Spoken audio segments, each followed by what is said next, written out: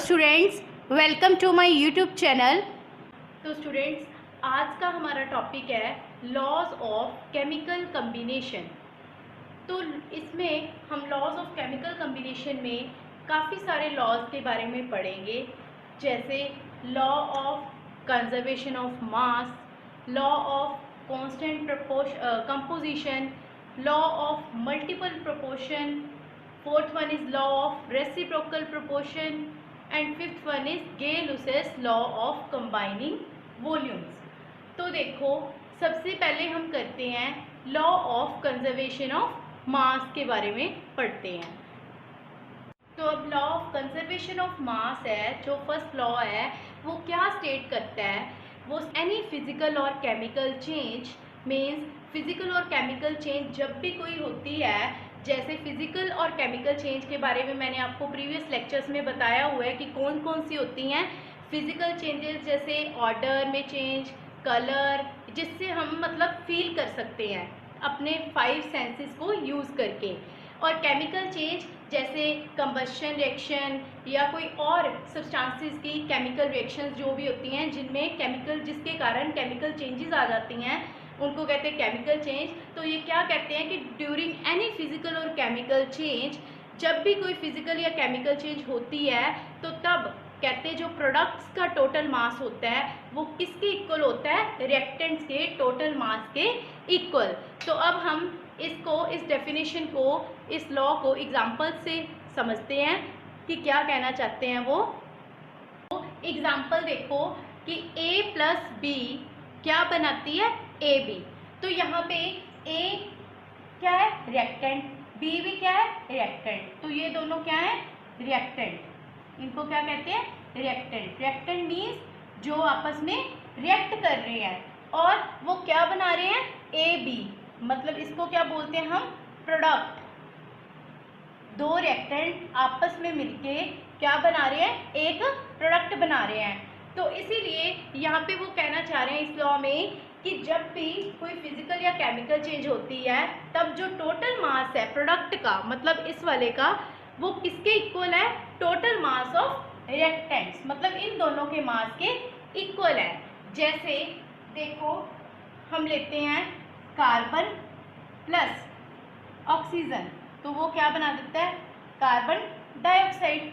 ठीक है, तो यहाँ पे देखो, अब कार्बन का अगर हम लें तो कितना है, 12 होता है कार्बन का मास, और ऑक्सीजन का 16। तो यहाँ पे 2 ऑक्सीजन है तो 2 × 16 हो जाएगा इसका मास।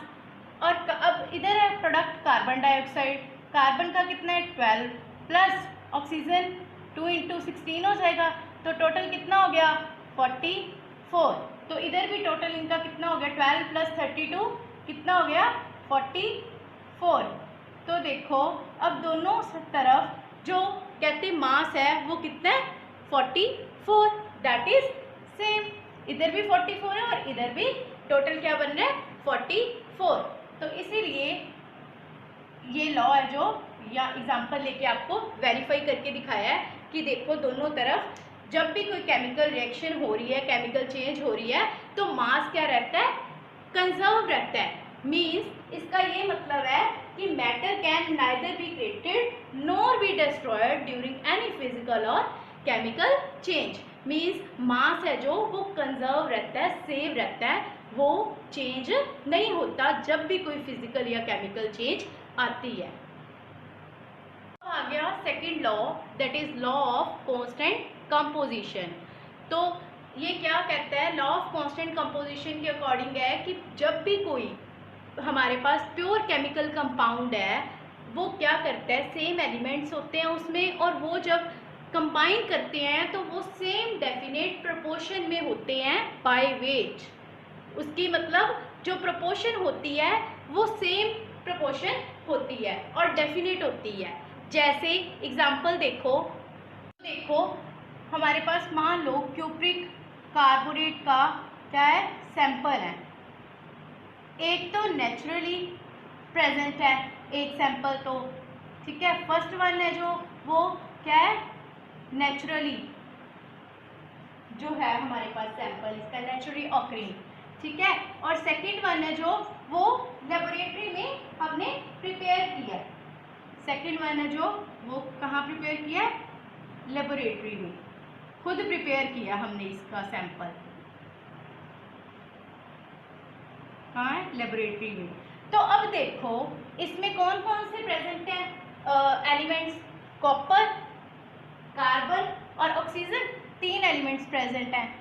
और उनकी देखो अब क्या प्रोपोर्शन है तीनों की, कॉपर, कार्बन और ऑक्सीजन, ये 3 एलिमेंट्स प्रेजेंट हैं। अब देखो फर्स्ट वन जो नेचुरली है, नेचुरली वाले में जो कॉपर कहते प्रेजेंट है ना वो है 51.35, कार्बन है जो वो प्रेजेंट है 9.74 और ऑक्सीजन 38.191। तो देखो जो हमने सेकंड वन है जो हमने लेबोरेटरी में प्रिपेयर किया है उसकी भी कहते जब हमने देखा तो क्या था, सेम ही प्रोपोर्शन में वो प्रेजेंट थे, तीनों जितनी उनकी नेचुरली प्रेजेंट है उतनी प्रोपोर्शन में ही वो लेबोरेटरी में प्रेजेंट थे। तो इसका मतलब यहाँ से हमें इस एग्जांपल से ये वेरीफाई हो रहा है कि जब भी हमारे पास कोई भी प्योर केमिकल कंपाउंड है, चाहे उनका सोर्स जो भी हो, चाहे वो नेचुरली है देखो, चाहे हमने लेबोरेटरी में प्रिपेयर किया है, उनकी मतलब जो प्रोपोर्शन है वो डेफिनेट है और सेम प्रोपोर्शन में वो क्या है, प्रेजेंट है। मतलब उनकी जो कंपोजिशन है, हम इसको लॉ ऑफ कांस्टेंट कंपोजिशन इसलिए कहते हैं, मींस जो उनकी कंपोजिशन है, कितनी कितनी वो चीज़ प्रेजेंट है उसमें, वो क्या है, कांस्टेंट रहती है, मतलब सेम रहती है, वो चेंज नहीं होती, चाहे उसका सोर्स कुछ भी हो। ऐसे ही एक फर्दर और एग्जांपल है, जैसे कार्बन डाइऑक्साइड। कार्बन डाइऑक्साइड अब डिफरेंट डिफरेंट सोर्सेज से बनता है। जैसे हम कोल को बर्न करके, फर्स्ट मेथड है कोल को बर्न करके हम इसको बना सकते हैं, प्रोड्यूस कर सकते हैं बाय बर्निंग ऑफ कोल। और भी मेथड है, जैसे रेस्पिरेशन से भी कार्बन डाइऑक्साइड प्रोड्यूस होती है।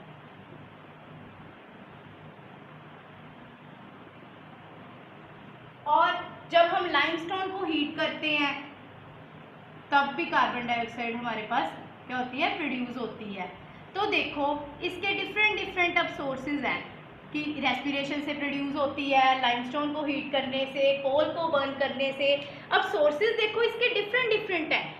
तो क्या है, इसकी जो रेशो, मतलब इसकी जो कंपोजिशन है वो, मतलब दोनों की, कार्बन और ऑक्सीजन, इसमें 2 ही एलिमेंट्स प्रेजेंट है ना, कार्बन प्रेजेंट है और ऑक्सीजन प्रेजेंट है, 2 एलिमेंट्स प्रेजेंट है। तो दोनों की जो कंपोजिशन है वो इस कंपाउंड में क्या रहती है, सेम रहती है, जो क्या है 3:8। ये दोनों एलिमेंट्स किस में प्रेजेंट है, 3:8 में। मतलब जो कार्बन है वो 3 में प्रेजेंट है और ऑक्सीजन वो 8 में, मतलब दोनों 3:8 में बाय वेट प्रेजेंट हैं इस सैंपल में, कार्बन डाइऑक्साइड सैंपल में। Now third law is law of multiple proportion. ये क्या कहता है कि when 2 elements combine to form 2 और more than 2 compounds, then the masses of one of the elements which combine with fixed mass of the other are in the simple whole number ratio। कहने का मतलब ये है कि जब 2 elements, कोई भी 2 एलिमेंट्स कंबाइन करते हैं और 2 या 2 से ज़्यादा कंपाउंड्स बनाते हैं, मतलब जब भी कोई 2 एलिमेंट्स आपस में कंबाइन करके उनके 2 या 2 से ज़्यादा कंपाउंड्स बनते हैं, देन जो भी एक एलिमेंट का मास जो दूसरे के फिक्स्ड मास के साथ कंबाइन करता है वो किस में होते हैं, सिंपल होल नंबर रेशो में। अब एग्जांपल देखते हैं। एग्जांपल देखो, जैसे हम एग्जांपल लेते हैं, वाटर किससे बनता है, हाइड्रोजन और वाटर को छोड़ो, जैसे हाइड्रोजन और ऑक्सीजन मिलके 2 कंपाउंड्स बनाते हैं, वाटर और हाइड्रोजन पर ऑक्साइड। एक तो इसने बना दिया वाटर, तो इसके यहाँ पे क्या हुए, 2 पार्ट्स यूज हुए हाइड्रोजन के और इसके 16, ठीक है। तो वाटर का क्या बन गया 18 ग्राम। ठीक है, तो अब सेकंड जो इससे कंपाउंड बनता है वो बनता है हाइड्रोजन और ऑक्सीजन को कंबाइन करके क्या बनता है, सेकंड बनता है hydrogen peroxide. Hydrogen peroxide means H2O2 हम जिसे कहते हैं, हाइड्रोजन परऑक्साइड। तो यहाँ पे भी हाइड्रोजन के 2 पार्ट्स हैं, बाय वेट बाय मास, और वो किसके साथ कंबाइन कर रहे हैं 32 parts of oxygen, by 32 by parts मतलब ऑक्सीजन के, तो उससे कंबाइन करके क्या बना रहा है हाइड्रोजन परऑक्साइड। अब देखो हाइड्रोजन और ऑक्सीजन को कंबाइन करके पहले वाटर बन रहा है और सेकंड में बन रहा है हाइड्रोजन परऑक्साइड। लेकिन अब ये लॉ ऑफ मल्टीपल प्रोपोर्शन है जो, वो क्या कहता था, हमने अभी डेफिनेशन की है कि वो क्या स्टेट करता है कि जब भी कोई दो एलिमेंट्स कंबाइन होके, जैसे यहाँ पे एग्जांपल में देखो हाइड्रोजन और ऑक्सीजन कंबाइन हो रहे हैं और क्या बनाते हैं 2 या 2 से ज़्यादा कंपाउंड्स, मीन्स इसने कंपाउंड्स बना दिए, एक वाटर और एक हाइड्रोजन परऑक्साइड। तो कहते हैं वन ऑफ द एलिमेंट्स का जो मास होता है, मतलब उसमें से उन दोनों में जो कंबाइन कर रहे हैं एक एलिमेंट का जो मास होता है वो दूसरे के साथ मतलब जो जब कंबाइन करता है तो उसके फिक्स्ड मास के साथ कंबाइन करता है। जैसे इसमें ऑक्सीजन के डिफरेंट हैं, ये 16 यहाँ पे है 32, और हाइड्रोजन के देखो फिक्स है, यहाँ पे भी 2 है और इसमें भी 2 है। ठीक है, मतलब इसका मतलब है कि 2 parts by mass of hydrogen. तो वो क्या बना रहे हैं, एक में वाटर और दूसरे में हाइड्रोजन परऑक्साइड। तो देखो वो कहते हैं फिर क्या होते हैं, are in the simple whole number ratio. तो अब यहाँ से पता लग ही रहा है कि इसकी जो है इसकी तो फिक्स्ड है, तो फिर दूसरे की क्या है सिंपल होल नंबर रेशो में वो प्रेजेंट होंगे। जैसे 16 और रेशो 32 इसमें ही हो रही है ना, तो वो क्या बन गया 1:2। तो वो क्या है, it means therefore the masses of oxygen which combine with the fixed mass of hydrogen, that is 2 parts, so bear a simple ratio। वो क्या है 1:2 में। तो यहाँ तक मेरे को लगता है आपको समझ आ गया होगा। नेक्स्ट वन है लॉ ऑफ रेसिप्रोकल प्रोपोर्शन। तो ये क्या कहता है लॉ ऑफ रेसिप्रोकल प्रोपोर्शन, इसके अकॉर्डिंग ये है कि जब भी कोई 2 डिफरेंट एलिमेंट्स आप अलग अलग सेपरेटली कंबाइन करते हैं तीसरे एलिमेंट के सेम वेट के साथ, मतलब जो थर्ड एलिमेंट होगा उसका वेट सेम रहेगा, और उसके साथ जब 2 डिफरेंट एलिमेंट्स कंबाइन करते हैं सेपरेटली, तो वो रेशो जिसमें वो उसके थर्ड वन के साथ कंबाइन करते हैं वो या तो सेम होती है या कहते हैं सिंपल मल्टीपल होता है उस रेशो का जिसमें वो दोनों डिफरेंट एलिमेंट्स खुद आपस में क्या करते हैं कंबाइन करते हैं। देखो एग्जाम्पल से समझते हैं, एग्जाम्पल देखते हैं हम इसकी। देखो यहाँ पे हमारे पास 3 एलिमेंट्स हैं, सल्फर, ऑक्सीजन और थर्ड वन इज हाइड्रोजन।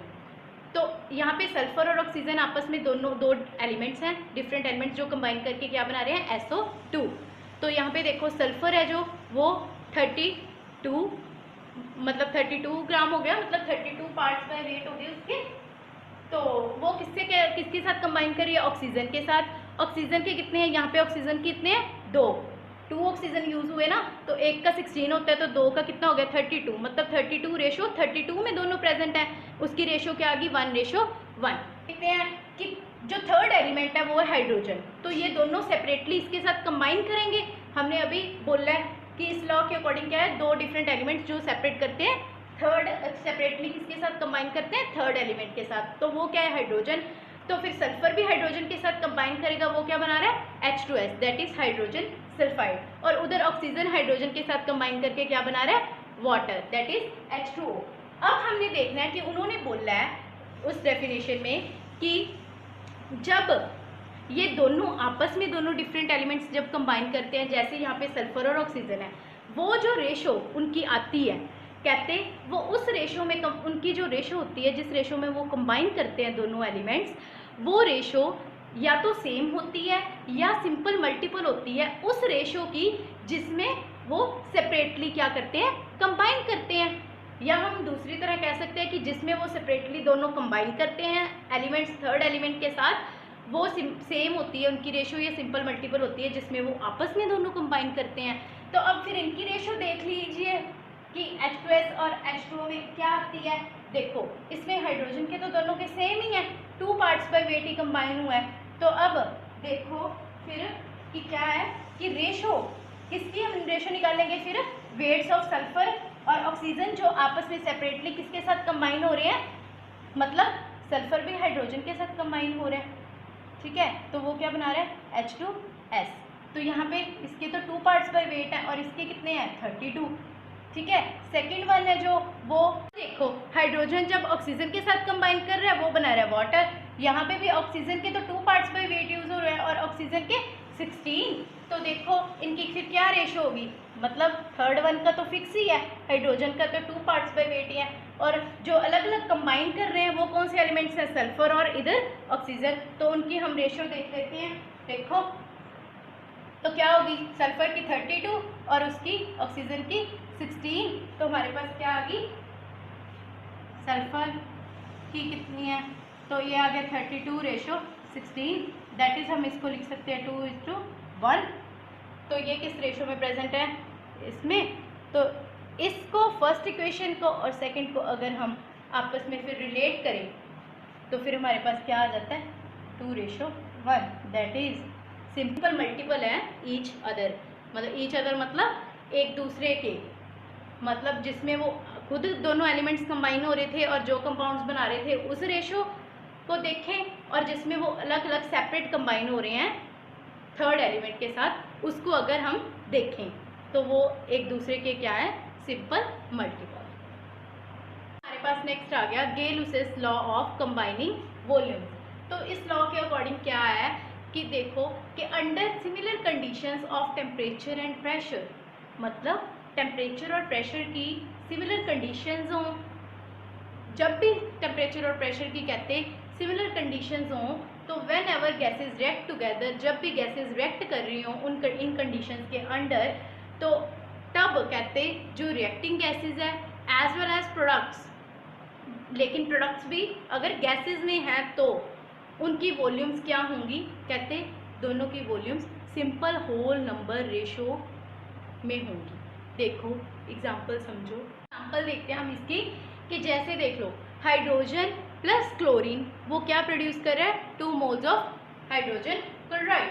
तो यहाँ पे जो इनके कोफिशिएंट्स है ना, जैसे इसका 1 और इसका कितना 2, इसका मतलब है कि जैसे 1 वॉल्यूम जब किसके साथ रिएक्ट करती है, 1 वॉल्यूम ऑफ क्लोरीन के साथ, 1 वॉल्यूम ऑफ हाइड्रोजन जब 1 वॉल्यूम ऑफ क्लोरीन के साथ रिएक्ट करती है तो वो क्या दे रही है, 2 वॉल्यूम्स ऑफ HCl। तो इसका मतलब यहाँ पे क्या है, देखो कि गै-लुसेस यही कह रहा था कि जब भी गैसेस आपस में रिएक्ट करती हैं लेकिन कंडीशंस क्या है कि टेम्परेचर और प्रेशर की सिमिलर कंडीशंस होनी चाहिए, तो फिर वो जो भी प्रोडक्ट्स प्रोड्यूस करती है वो भी किस में होने चाहिए, गैसेस में। तो वो क्या बियर करते हैं, simple whole number ratio, means जितनी जितनी वॉल्यूम्स है, मतलब इसकी वॉल्यूम रेशो को हमने देखना है कि ये जो है 1 वॉल्यूम 2 वॉल्यूम, ये हमने कहाँ से लिया, मतलब जो इसके कोफिशिएंट्स हैं, जितने कोफिशिएंट है 1 है, इसका भी 1 है, इसके 2 बन रहे हैं मोल्स, तो उतनी वॉल्यूम होगी। तो इसकी वॉल्यूम रेशो कितनी होगी, 1:1:2। तो ये क्या है, होल नंबर ही है ना, तो सिंपल होल नंबर रेशो क्या करते होते हैं, सिंपल होल नंबर रेशो में प्रेजेंट होते हैं जब भी गैसेस आपस में रिएक्ट करती हैं। इसका देख लो, ये भी गैस में है, ये भी गैस फेज में है और ये भी गैसेस फेज में है, हाइड्रोजन क्लोराइड।